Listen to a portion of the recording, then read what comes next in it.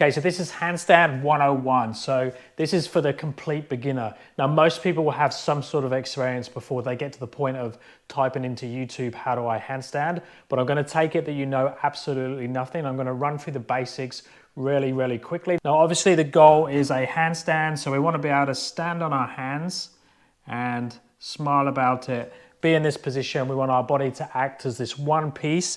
We wanna balance through the hands. We don't want to be doing too much with the hips and the feet while we're in the handstand. It's a bit like when you're on your feet, you're not balancing with your head and your shoulders unless you've had way too much to drink. We want to be balancing with the hips, the knees and the feet when we're on our feet, when we're standing up. But when we're on the hands, we want to be balancing with the hands and the shoulders. So I'm going to run through the basics of that right now. So we have this handstand, we've kicked up to our handstand, we're in this position. Now we have overbalance. So what happens when we go too far in this direction? So this is overbalance.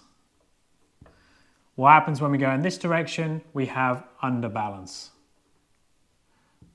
Now if we can control the underbalance and the overbalance, keep our body in one segment, we can hold a handstand for a long time. Now, most people's bodies don't naturally act as one piece, as one segment. We normally break in places. Now, the common places for the body to break down is the hips and the shoulders.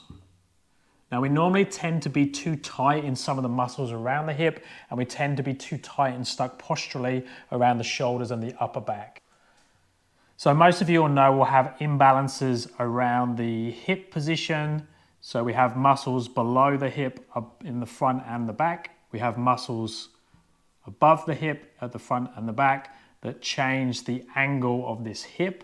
We have a spine that isn't always uniformed. This bit is normally stuck. So this thoracic spine is normally too tight and we look like this. So these imbalances in the shoulder, in the hip, makes it very hard to take our hands above our head. So normally we don't have this one piece, this one segment. So all of this can be very confusing and it's very hard to get from this to this straight line, this one segment. So what does our handstand practice need to include to try and deal with this while trying to learn the handstand? So to give our body the best possible chance to be in that one segment, we need to start to work on our mobility from head to toe. We need to work out where there's the red flags, where are the things we need to work on our particular body.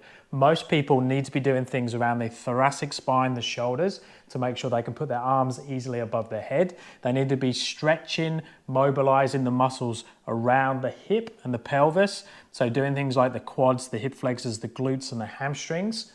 Then we need to make sure that the wrists and hands are happy to take our body weight, so we need to do some wrist prep around that. Now I have a separate video that goes into all that stretching that I recommend that most people do. Obviously the duration and the intensity needs to be changed to the individual depending on where you're at. And I'll link all these in the description. Then we've got the line drills. Now that's how we condition our body and get our body to be as close as it can be to that one piece and stay there for as long as possible. So there's back line drills, front line drills, hollow body drills. There's drills you can do on the floor before you go into a chest to wall position. Again, I've got a video for that. I'm going to link all these below. Then we've got the kick up. Now the kick up is obviously really important. Until we can get the kick up and get up into the handstand, up against the wall, we can't start doing the wall drills that are back to wall. So doing the kick up drill is really, really important. So we need to get good at that. And that's something that you can keep refining throughout your journey to get better and better at the handstands. And then we need to understand how we control underbalance and overbalance. And that's when we go into the heel pull and toe pull drills. So with the heel pull, we're pulling away from the wall using our fingertips. So that's how we can control the overbalance. And then with the toe pull, we're learning to control the handstand pulling away from the wall using the shoulders. And that's how we control the underbalance. So as we become strong and controlled in both the heel pulls and the toe pulls, we learn to control either side of the handstand. So our window of balance becomes bigger and bigger. We can not only kick up to that window of balance, but we can hold there for a longer duration. And that means that we can recover when we start to fall towards underbalance, or if we fall back towards underbalance, back towards our feet. And then we can put all these elements together and build ourselves a handstand practice. Now the handstand practice ideally needs to be done on a consistent basis, and that's how we get results. It's not going to happen if we do it once a month. We need to be banging out these sessions 3 or 4 times a week if you're serious about learning the handstand. So we need to have that flexibility, mobility, warm-up section to get the body ready to handstand. We need to work on the body line conditioning drills where we're holding for around 30 to 60 seconds in these front line drills, the back line drills, the chest to wall positions. We need to get comfortable with the kick up, controlled, so we can at least get up to the wall, so we can get into the heel pull drills and then work the toe pull drills. So here are the links for the videos that go into each of the elements, and I'll also put those in the description of this video. If you do want to have some personal coaching, you can reach out to my website, www.paultwyman.com.au.